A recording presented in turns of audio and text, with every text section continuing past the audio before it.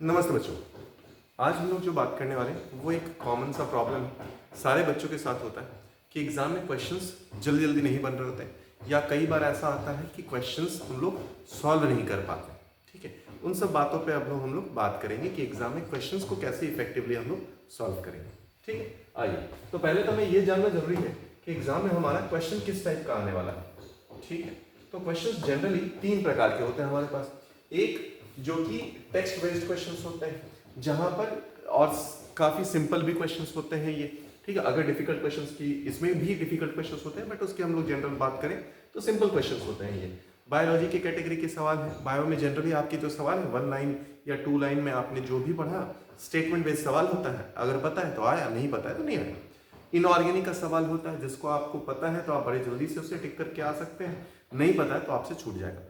फिर ऑर्गेनिक के भी कुछ कुछ आसान सवाल होते हैं, वो इस कैटेगरी के अंदर आ जाते हैं। उसके बाद आता है हमारे पास जिस सवाल में डाटा की रिक्वायरमेंट होती है, जिसमें most of the time physics के ही सवाल होने हैं, आपके फिजिकल केमिस्ट्री के सवाल होने हैं एंड मैथ्स के सवाल होने हैं। ठीक है, तो ये दूसरा टाइप का सवाल हुआ। तीसरा टाइप का हमारे पास सवाल बनता है जिसमें ग्राफ की जरूरत होती है या डायग्राम दिया होता है। तो ये तीन प्रकार के सवाल जनरली हमारे एग्जाम में दिए होते हैं। अब जब आप एग्जाम दे रहे होते हो बेटा तो आपके पास जो भी आप रफ वर्क यूज करते हैं उसको इफेक्टिवली भी यूज करना आना चाहिए। कई बार हम लोग पेपर अगर लिख लेते हैं और उस पेपर में कहाँ पर कौन सा क्वेश्चंस आपने लिखा ये आपको खुद ही नहीं पता होता है। तो ये कब प्रॉब्लम होता है, जब आप अपनी गलतियों को रेक्टिफाई करने के लिए जाते हैं तब दिक्कत होता है कि पता ही नहीं है उस पेपर में हमारा क्वेश्चन नंबर सपोज 35 कहाँ पर है या क्वेश्चन नंबर 10 कहाँ पर है, कहाँ लिखा है, कुछ आइडिया नहीं। तो इससे अच्छा क्या है कि जो भी आपके पास पेपर हो उस पेपर में जहां भी आप रफ कर रहे हो एग्जाम में, उस पेपर में ये मान लो आपका पेपर है एटलीस्ट एक लाइन ले ले। ठीक है, ताकि आपका 2 पार्ट में बना रहे। अगर आपके पास इफेक्टिवली और हर एक क्वेश्चन के बाद आपको याद रह जा रहा है तो आप क्वेश्चन नंबर लिखें। यहाँ पे क्वेश्चन नंबर लिखना ज्यादा कंपलसरी है। यहाँ पर आपने सॉल्व किया, अगर पॉसिबल है तो लाइन ड्रॉ किया, नहीं पॉसिबल है तो रहने दे, बट एटलीस्ट क्वेश्चन नंबर 1 2 3 4 लिखा रहे। अब इससे क्या होगा, जब आप वापस एग्जाम को खत्म, मान लीजिए 2-4 क्वेश्चन आपसे नहीं बने हैं या कुछ क्वेश्चन जो टाइम लग रहे हैं वो आपने अभी छोड़ दिया, जब आप वापस आओगे ना तो आपको पता रहेगा कि मैंने इस क्वेश्चन में यहां तक अप्रोच लगाया था। ठीक है, तो ये आपको उस टाइम पे, और मान लो कई बार ऐसा भी होता है कि हमने एक बार सब क्वेश्चन बनाया था, एक बार में एक आंसर आया था, दोबारा बना रहे थे तो दूसरा आंसर आया था, दोनों में पता ही नहीं चला कौन सा टिक करें। ठीक है, तो इस टाइम पे क्या होगा, अगर आपने दूसरे जगह जहां पर सॉल्व किया है सेम आंसर यहां भी था, आप क्रॉस वेरीफाई कर सकते हैं। दूसरा प्रॉब्लम ये हो गया कि आप वहां से मार्क कर सकते हैं या चेक कर सकते हैं कि आपका कौन सा स्टेप गलत हुआ है। ये तब जब आपका पूरा पेपर खत्म हो गया, 2-4 सवाल जो बाकी है उस पर काम कर सकते हैं। तो आपका रफ वर्क इस फॉर्म में लिखना बहुत जरूरी है, एटलीस्ट क्वेश्चन नंबर के फॉर्म में लिखना बहुत जरूरी है ताकि आप आगे चीजों को रेक्टिफाई कर पाए। ठीक है, अच्छा, उसके बाद आता है हमारे पास कि स्पीड क्वेश्चन सॉल्विंग की कैसे बढ़ाई जाए। आइए इस पे भी हम लोग बात कर रहे हैं। ठीक है, तो पहले तो आपको क्वेश्चन का एनालिसिस करना पड़ेगा कि जो क्वेश्चन दिया गया है हमारे पास वो क्या बोल रहा है। इसको करने का काम क्या है कि जो आप क्वेश्चंस कहीं लिखा है, क्या कर नहीं लिखा है तो चलते लिखना होगा, चलो नहीं लिखा। ठीक है, तो क्वेश्चन का एनालिसिस हमें करना होगा। क्वेश्चन का एनालिसिस कैसे करते हैं बेटा, आपको पता होना चाहिए, जब आप क्वेश्चन उठाएं तो आपको पता होना चाहिए कि इस स्टेटमेंट में हमने क्या किया या इस स्टेटमेंट में क्वेश्चन क्या कहना चाह रहा। ठीक है, तो पहला पार्ट आता है कि क्वेश्चन का अंडरस्टैंडिंग, यही कला है क्वेश्चन का एनालिसिस, जिसके लिए आपकी अंग्रेजी थोड़ी ठीक होनी चाहिए। जो गिवन स्टेटमेंट है वो आपको समझ में आना चाहिए, क्या गिवन स्टेटमेंट में वो क्या कहना चाहता है। जैसे कई बार अ मीटर रॉड लिख दिया होता है तो लेंथ की वैल्यू 1 मीटर दी गई है, तो ये सब बातें आपको निकालनी, छोटी छोटी बातें निकालनी आपको आनी चाहिए। तो पहला पार्ट तो हुआ कि हमें क्वेश्चन का एनालिसिस कैसे करना। ठीक है, क्वेश्चन का एनालिसिस मतलब क्वेश्चन को पढ़ना समझना, ये हो गया क्वेश्चन का एनालिसिस पार्ट। दूसरा, उसमें से डाटा एक्सट्रैक्ट करना। तो जब आप क्वेश्चन पढ़ रहे होते हैं तो उसी टाइम पे आपको वहां से डाटा निकालना होता है कि व्हेन डाटा सपोज लेंथ दिया है, मास दिया है, टाइम दिया वगैरह वगैरह जो भी दिया है वो आपको उसी टाइम पे निकालना है। उसके बाद क्या पूछा गया है सवाल में। कई बार ऐसा होता है कि हम सवाल को पढ़ लिए उसके बाद भी समझा नहीं पूछा क्या है। तो गिवन, और ये जनरली कहाँ होता है, most of the time last के 1 या 2 लाइन में होता है। तो जब भी आपको ऐसा काम हो तो जो जहाँ पे भी आप क्वेश्चन को सॉल्व कर रहे हो वहां पे लिख लीजिए कि पूछा क्या है। एक्सेलरेशन पूछा था, एंगुलर मोमेंटम पूछा था, ओमेगा पूछा है, क्या पूछा है वो आप लिख लीजिए। या तो जो लास्ट लाइन होगा जहां पर पूछा है उसको आप अंडरलाइन कर सकते हैं। ये आप तब कर सकते हैं जब आपके पास पेपर हार्ड कॉपी का फॉर्म है। सॉफ्ट कॉपी है तो आपको लिखना ही पड़ेगा, ठीक है। चलिए, तो क्वेश्चन के 3 पार्ट होंगे हमारे पास। पूछा क्या है, अब इन दोनों को लिखने के बाद अगला पार्ट बनेगा कि क्वेश्चन सॉल्व करने में कि कैलकुलेशन क्या है, ठीक है। तो ऑल द लास्ट पार्ट हमने उसको इंक्लूड किया ही है, बट स्टिल आपको पता होना चाहिए कि इसके बाद का स्टेप क्या है, कैलकुलेशन। तो इसके बाद हमें कैलकुलेशन करना है। कैलकुलेशन पे भी हम लोग बात करें, ठीक। चलिए आगे बढ़ते हैं। आइए, अब किसी भी क्वेश्चन का एनालिसिस कैसे करें, उसको इफेक्टिवली कैसे पढ़ें। कई बार देखा होगा आपने कि आप क्वेश्चन को पढ़े जा रहे, 1 बार पढ़ लिया, 2 बार पढ़ लिया, 3 बार पढ़ लिया, 4 बार पढ़ लिया, मजाक हो गया, यार समझ ही में नहीं आ रहा, ठीक है। तो ये कोई कहानी तो नहीं है कि आप एक बार में पढ़ के हट गए। यहां पर आपको चीजों को 1 बाय 1 समझना पड़ेगा। तो वही बात है कि पहला, आप कई बार ऐसा होता है कि बच्चा क्वेश्चन का एक वर्ड पूछ लेता है या एक वर्ड में फंस के रह जाता है। नहीं, आपको वो स्टेटमेंट क्या बोल रहा है, कंप्लीट सेंटेंस क्या बोलना चाह रहा, वो आपको पता होना चाहिए।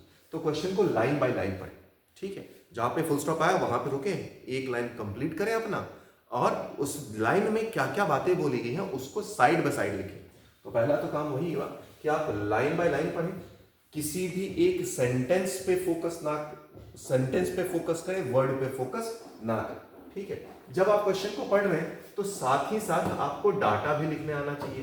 तो जब आप क्वेश्चन पढ़ रहे हैं उसी time, same time, given data क्या है, इफ पॉसिबल है तो उसका डायग्राम भी बना लीजिए, नहीं तो डाटा विथ यूनिट कहीं लिखा होगा, है ना, डाटा विथ यूनिट भी पढ़े, लिखे वहां पर, ठीक है। तो क्यों, कई बार ऐसा होता है कि यूनिट का कन्वर्जन करना पड़ता है, किलोमीटर में दिया है, मीटर में कन्वर्ट करना है, तो ये सब टाइम पे अगर आपने यूनिट नहीं लिखा रहा तो आपको प्रॉब्लम हो जाएगी। मोस्टली सेंटीमीटर वगैरह में है, और जनरल हमारे यहाँ जो आंसर होते हैं वैसा ही यूनिट में होते हैं, तो वहां पे प्रॉब्लम आ सकती है आपको, ठीक है। अच्छा, अगर क्वेश्चंस बहुत लेंदी है, तो उसको, या जो स्टेटमेंट है वो बहुत लेंदी है, कुछ क्वेश्चंस होते हैं जिसमें 3-4 लाइन का चला गया हमारे पास स्टेटमेंट, तो उसको आप ब्रेक करें, ठीक है। उसको तोड़ तोड़ कर समझे, एक पार्ट को समझा, दूसरा पार्ट को समझा, ड्रॉ अगर करना है तो बाजू में ही ड्रॉ कर लिया, ठीक है।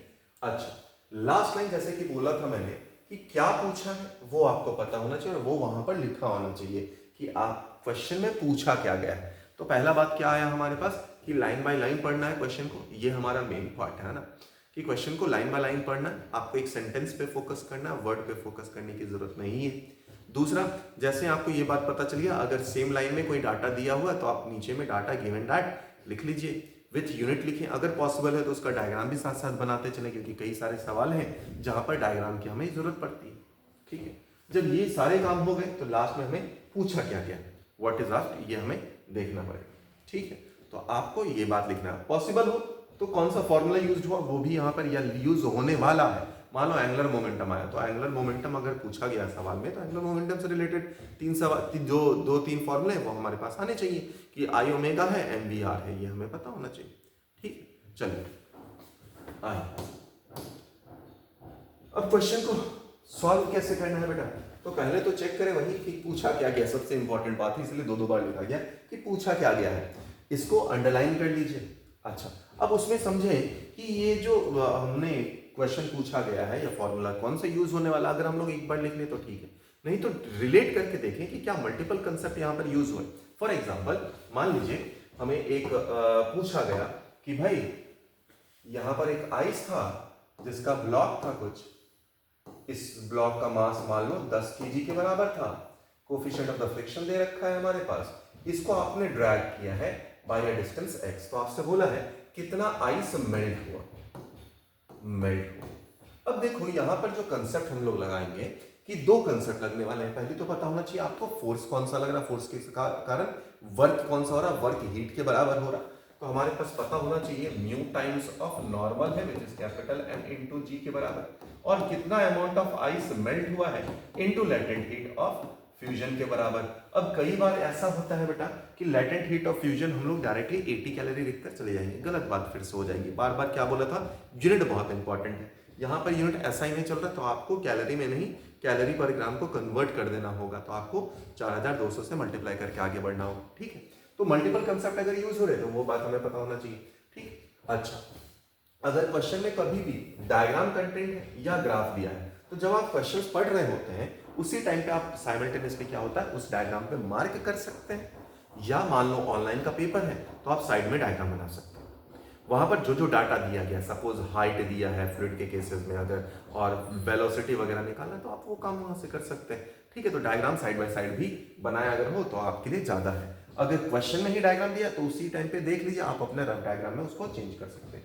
फिर कैलकुलेशंस करने की बारी आई, तो जब कैलकुलेशन हम लोग करने वाले होते हैं बेटा भाई, जब हमें कैलकुलेशन करना होता है तो कैलकुलेशन में सारी चीजों को हमें ऐसा यूनिट में रखना बहुत जरूरी है कि अगर आप, कई बार ऐसा होता है ना बेटा कि जो आंसर गिवन होता है उसको वो किसी सीजीएस यूनिट में मान लो है क्वेश्चन ऐसा यूनिट में, तो सभी को आप सॉल्व करते करते ऐसा यूनिट में ले आए, कोई बात नहीं। अब उसके बाद चेक करें कि गिवन जो ऑप्शंस हैं वो ऐसा यूनिट में है या सीजीएस यूनिट में।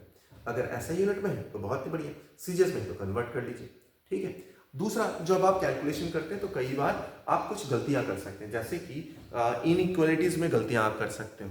ठीक है, उस बात को ध्यान रखें। कई बार क्रॉस मल्टीप्लिकेशन में हम लोग गलती करते हैं, रेशियो पूछने में गलती करते हैं। T1/T2 पूछा था, T2 पूछा था, हमने निकाल दिया T2/T1।